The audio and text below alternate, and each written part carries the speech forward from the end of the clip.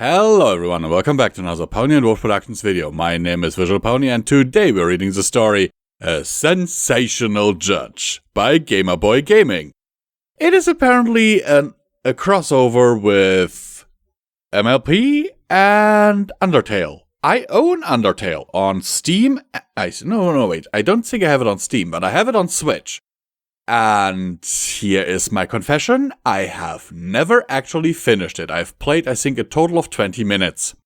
I hear, however, that a lot of people like the game. I bought it back in the day because my wife likes it, and, I was on my way to visit her when we weren't married yet, and had some waiting time at the airport, and you know how it is. Anyhow, here's this amazing list of those amazing people who would support this channel with their monthly donations and keep us alive.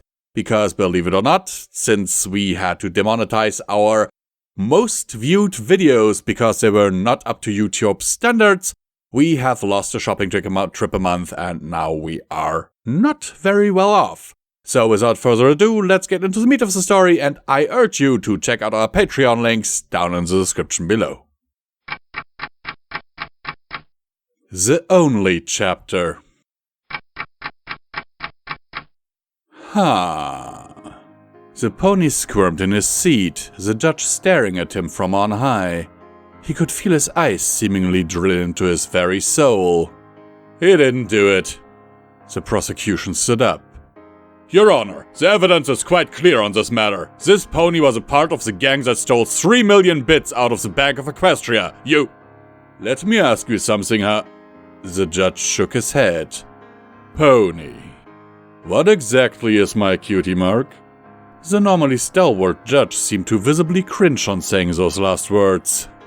It's a gavel, Your Honor. What does it?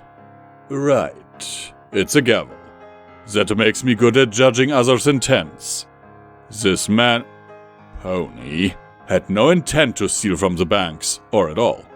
I request a full re-evaluation of the evidence before I make my final judgment. Capiche? Capiche, Your Honor. Cool.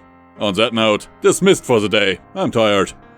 The judge walked out of the courtroom and into an adjacent room with only a bed. Before he could sleep, however, a pony opened the door, one that the judge was not excited to see. Sir, Princess Celestia is here to talk to you. Perhaps he had misjudged her. Everyone's gotta be wrong sometime. Oh, and you have some documents to sign when you're done with your talk.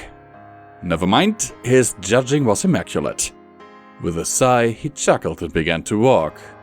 Never let me catch a break, will ya, Peppermill? The peach-haired red mare shook her head. You did hire me, sir. Honestly, I probably let you nap more than I should. That's why you're the best secretary. Anyone else wouldn't let me nap at all. The two of them made their way to a small conference room where Celestia and a few guards were located. Sup? Peppermill gave him the stink eye, but his grin only grew. Good evening, you two. Might I talk to your boss privately, Miss Peppermill? Certainly! Peppermill stepped out of the room. You as well, guards. Dismissed. The guard on Celestia's right nodded. By your command. They all left the room, making sure to close the door behind them. So, what's up, Sunhorse? Celestia scoffed at the nickname. I do believe my title is a bit more than just Sun Horse. He chuckled. Yeah, but saying your full title will take up the rest of this meeting. Speaking of, what's up? You seem reminiscent. Sun Horse chuckled. As astute as always, Skeleton. Do you know what day it is? Tuesday? He hazarded a guess. It was typically Peppermill's job to remember the minute details. Wednesday, but that's not the point. It's the 2-year anniversary of your arrival, Sans. The former skeleton blinked. Has it been that long already? Huh. Yes. I just wanted to come in and do my bi-yearly checkup today. Sans visibly relaxed. Yeah, that's cool. I suppose I can put off my very important work for a while. Celestia rolled her eyes. I presume you mean taking a nap? Bingo! Right, well, let's get started. Celestia picked up a clipboard in her magic. How have you been these past few months? Sans pondered this question. Oh, I've been alright for the most part.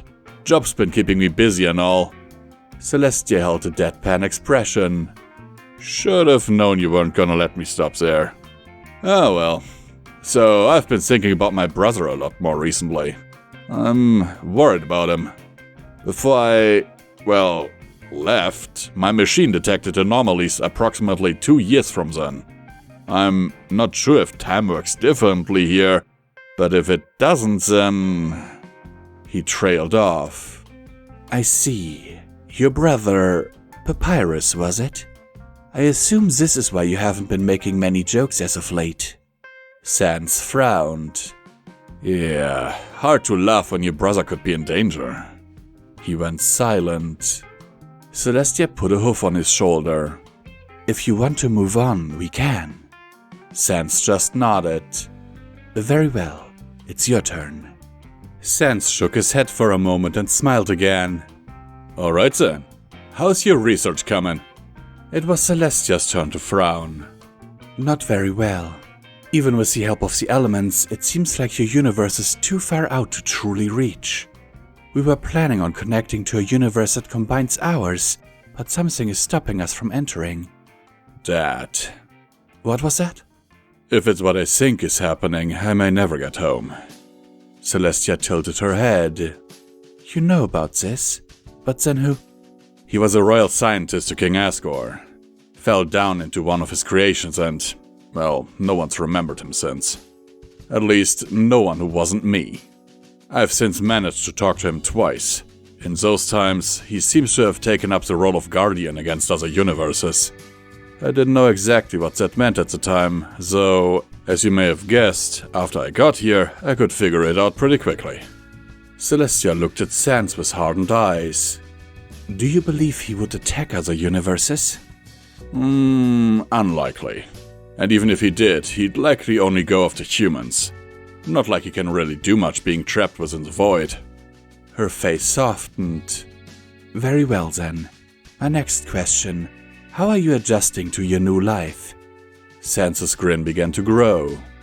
Well, it's nice seeing the sun again. Diet's been an odd thing to have to adjust to, and having someone who can just enter your nightmares to stop them is something I wish we had in the underground. Sans spaced out for a moment. Overall, I think I'm adjusting very well. Very glad to hear that. I believe I should have time for one more question. Sans thought for a minute. He only ever got this chance twice a year because of how busy they both typically are. Seeing her eyes, he got an idea. Yeah, I think I've got something. Think I could ever meet your students one of these days?